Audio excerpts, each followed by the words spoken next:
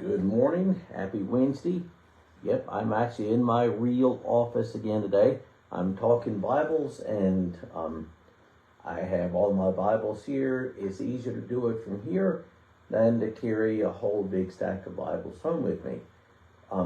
So last week, if you were listening in, I talked about my favorite translations, and I mentioned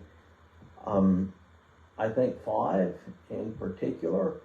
And I said that my own personal favorite translation was the ESV.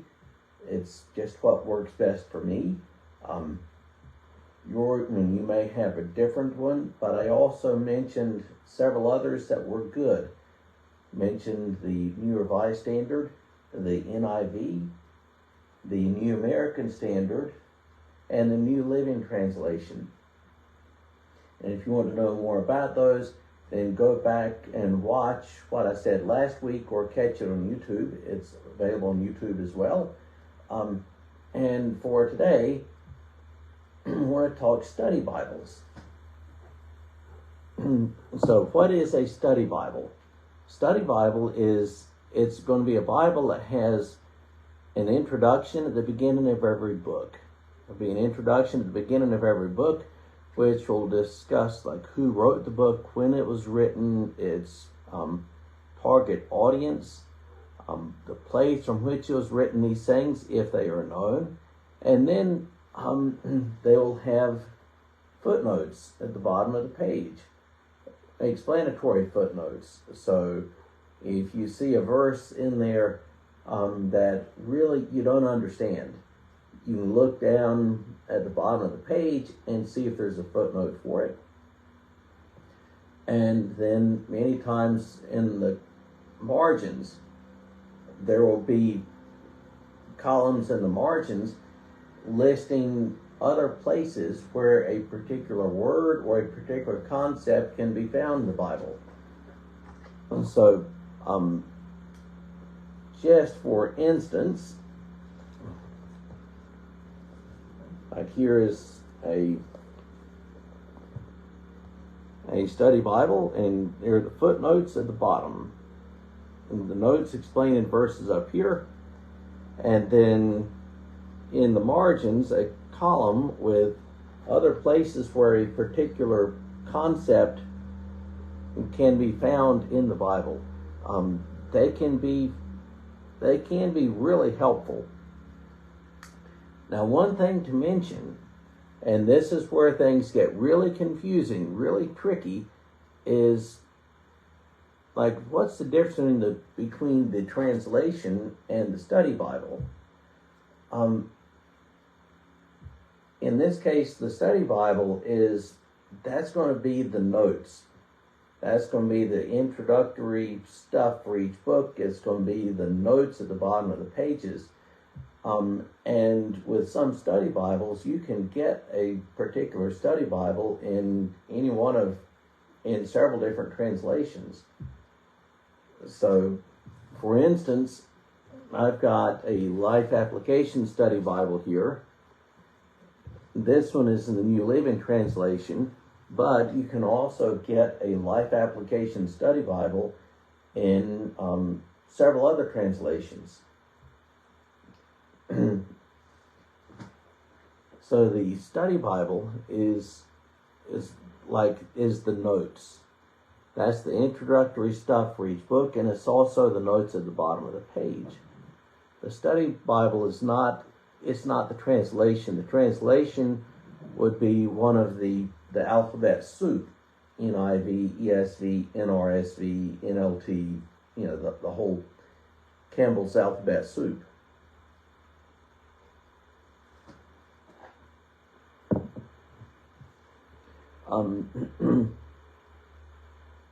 So we have the study Bible, and we have the translation, and they're not the same. Study Bible is the notes. It's the notes, the introductions to the books, and the translation is simply that is the translation of the actual biblical text itself. Let me give you another example. This is another case. This is how things can get confusing with this. I have two different Bibles here that are both NIVs. This is an NIV and a Thompson Chain Reference. That's a different type of study Bible. And an NIV and the Archaeological Study Bible. So you can find, so in this case, the NIV, because it is so popular, that has been used as the basis for a lot of different study Bibles. So I've got two different study Bibles, both in the NIV. The notes apparatus is different, but the translation is the same. So, how is a study Bible useful? How is a study Bible useful? They can be really helpful. If you don't, a lot of people don't have, they don't have the need to buy commentaries. Like in my case, and obviously because of my calling, I've got 2 shelves full of commentaries. And so in that case, I've got over there, 2 or 3, I guess 4 different commentaries on Matthew, a couple of commentaries on Mark, and commentaries on Romans and Ephesians and most of the other New Testament books. But most people don't have a need for that. Commentary is like, it is a book itself. It is a full-length book on a particular book of the Bible. But most people don't need something like that. Most lay people don't need a commentary on a particular book. And so having a study Bible it's handy. It's notes and introductions all bound together. They can be a really good teaching tool, particularly with the introductions to the various books.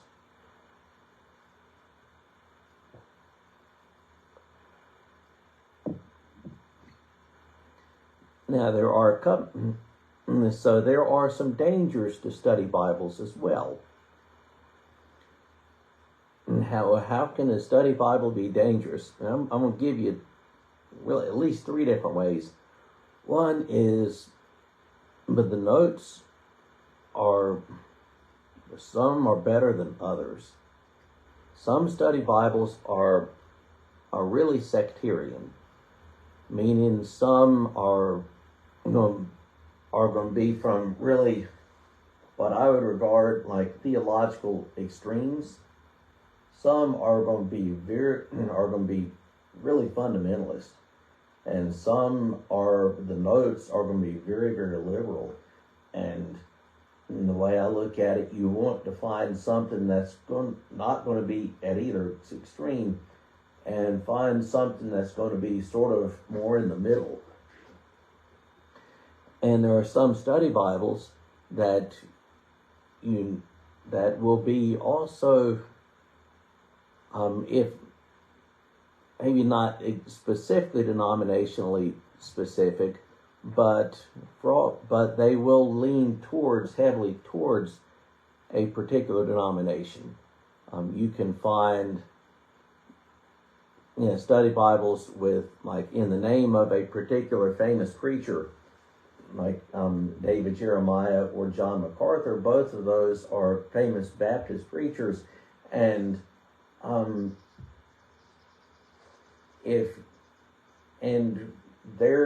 their notes regarding the topic of baptism will be right on point for a Baptist, but for those of us in the traditions that will baptize infants and small children, those notes aren't going to really fit for us. So beware of the study Bibles that are really sectarian. Be aware of them. Also, in a study Bible.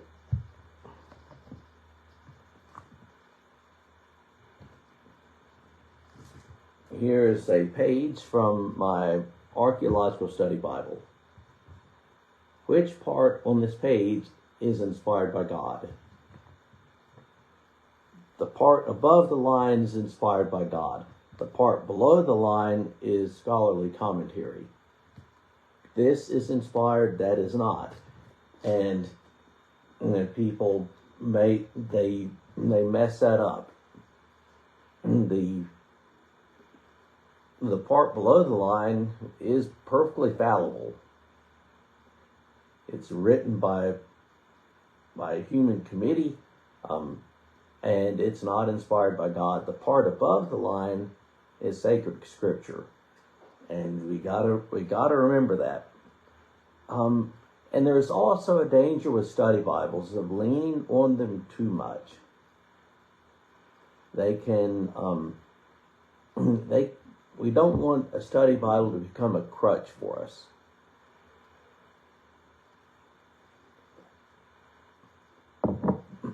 So in seminary, one of my professors mentioned that to look at a study Bible last. In wrestling with a text, you look at the study Bible last. And his point was this, that you don't want the study Bible to get in the way of your own work. You've got a particular passage. You're doing a Sunday school lesson from Acts chapter 11, just to pick something, or Revelation chapter 5. And you don't want the first thing you look at to be the notes in the study Bible. You begin by looking at the text itself, and look at the text in a couple of different translations, and then look at the context. Right? What comes right before this? What comes right after this? You do your normal work before you reach for the study Bible. Do your normal work before you reach for the study Bible. I guess the analogy in math is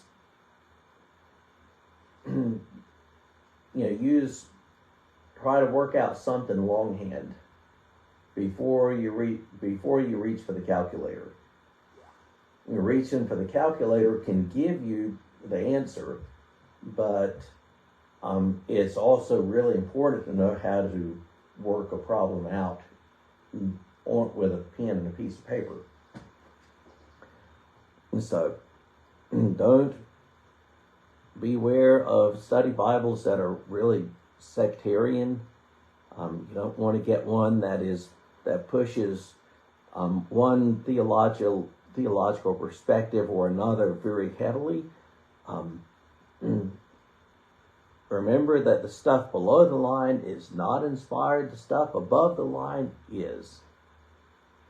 And also be careful not to reach for the study Bible first. Don't look first at the notes. Do your own work.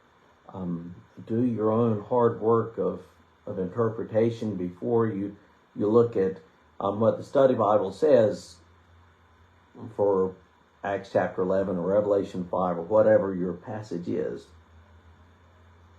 So, are there particular study Bibles that I would recommend? I've got 9 study Bibles on my Bible shelf. I've got a shelf that is just as all Bibles.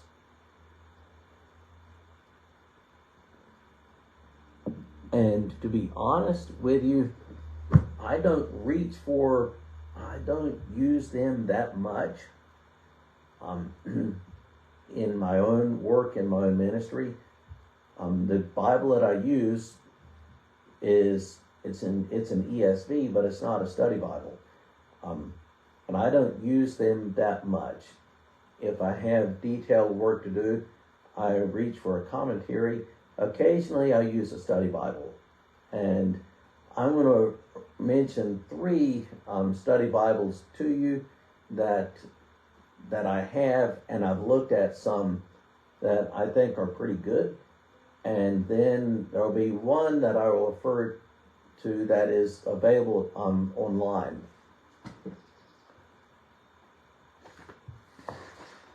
Okay, the first one that I'll mention is the ESV Study Bible. This is it, ESV Study Bible, and you can find the English Standard Version as a translation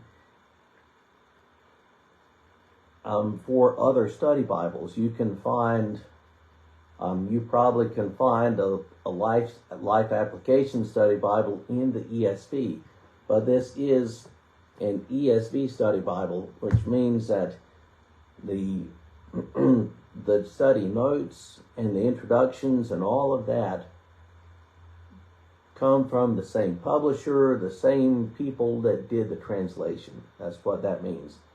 The ESV is, a lot of people consider to be like the best study Bible that's available right now.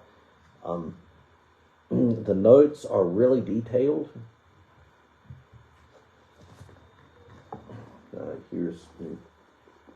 I'll open it up. You see that the notes at the bottom of the page are very detailed. The notes in the ESV Study Bible are detailed. They're fairly doctrinal. They lean heavy into theological meaning, into doctrine. Very detailed, pretty detailed introductions to the biblical books. And like in some cases, several pages worth of introduction to the biblical books where they are where the editors are talking about like the organization of the book, why it was written, who wrote it, potential dating. One thing, when you see dates for books, biblical books and study Bibles, you will find, if you look at a number of different study Bibles, that dating for books will vary, because there's, with a lot of the books of the Bible, it's impossible to pin down exactly when they were written. Paul's letters, a lot of them we know pretty much when they were written. There's not much scholarly debate about Galatians and 1 Thessalonians. They were both written very early in his ministry, 49-50 AD. There's not going to be anybody that says, there's not going to be a study Bible that says that Galatians was written in 75 AD. It's not. But say the dating of the Gospels is different. There are some study Bibles that will have the Gospels being written very early, like in the 40s, which in my opinion is way too early. And some will have all of them being written near the end of the first century, and all sorts of places in between. So just be aware of that, and when you see dating in a study Bible, just take it with a small grain of salt, because it is impossible to know for certain with some of the books. Anyway, the ESV Study Bible is really good.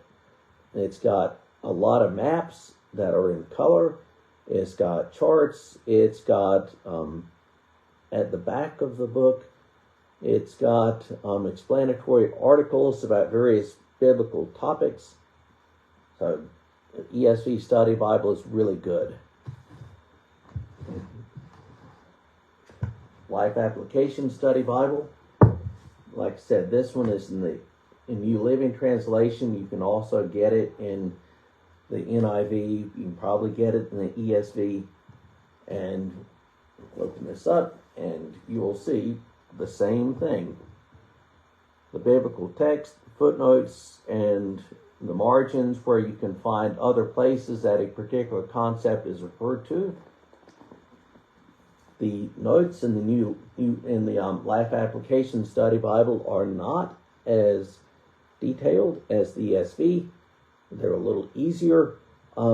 As the name would imply, they tend to hedge toward how they will apply to you personally. They're not as doctrinal. The introductions to the books are significantly shorter. But this is an easier study Bible to read than the ESV. But the ESV is, in terms of maps and depth of the notes, is superb. The Life Application Study Bible is easier. And another one that I will mention is that I like a lot is the Archaeological Study Bible, and this is also in the NIV.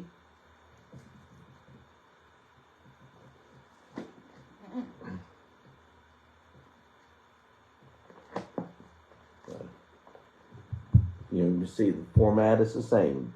Biblical text with the notes at the bottom.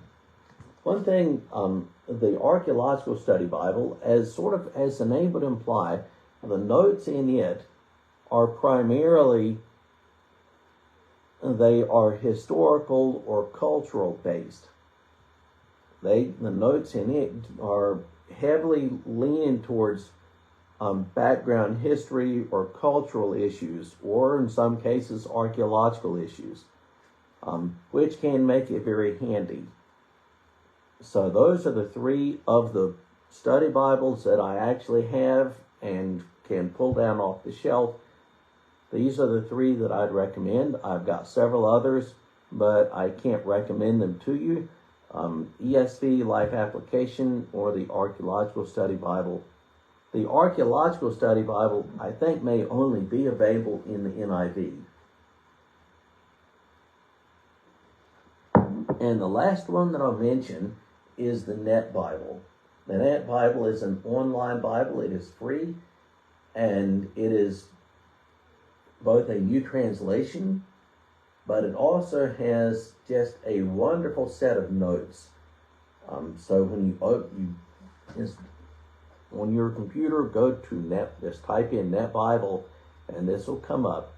And it is, I guess that stands for New English Translation, but it's also an Internet Bible, and it's a good translation, but the notes in it are superb, particularly if you are interested in text matters. So if you look at the notes for, okay, to give you an example, the ending of Mark is controversial. Does Mark end at chapter 16, verse 8?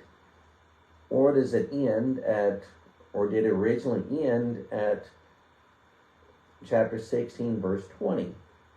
The earliest translations, the most reliable and earliest translations of Mark have it ending rather abruptly at verse 8.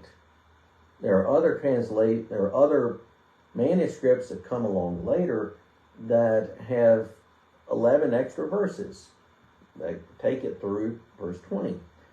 And then there may be some stray manuscripts around that have like a few verses in. I'm not certain of that, but it's one of the big controversies in the world of New Testament scholarship. Where did Mark originally end? So if you go to the Net Bible Mark 16, and the footnotes in that will go way deep into the weeds, talking about the New Testament manuscripts and the manuscript evidence available for what the manuscript evidence really says. And they argue that Mark 16 really ended originally at 8, which is a pretty plausible position in my opinion. And they make the case for why they really think it probably did end at verse 8 originally. But that's just a good example. You go to the Net Bible and you've got great like text criticism notes, like what is the manuscript evidence for this or for that. And you can also, on the note side of your computer screen, you can, with clicking on a tab, you can see the original Greek or Hebrew for that chapter, which to me is just really, really cool. So, study Bibles can be very handy. Bottom of the page, there are notes that can explain what different verses mean. They have introductory sections for each book, like when it was written, who wrote it, and all of that sort of stuff, why it was written, and normally an outline of the book. But also don't rely on study Bibles. They can be a crutch, and you don't want them to sort of get in the way of your own work of interpretation. And the 3 study Bibles that I have that I can recommend: the ESV Study Bible, a Life Application Study Bible, and that one is available in probably half dozen different translations, and the Archaeological Study Bible, which I think is only available in the NIV. And I also give 2 thumbs up to the Net Bible, which is, for the notes apparatus, just is incredible. So with that, if you don't have a study Bible, go pick one up, and but don't reach for it first when you're wrestling with a tricky chapter from Acts or Revelation or Isaiah or whatever. So with that, have a great rest of your day.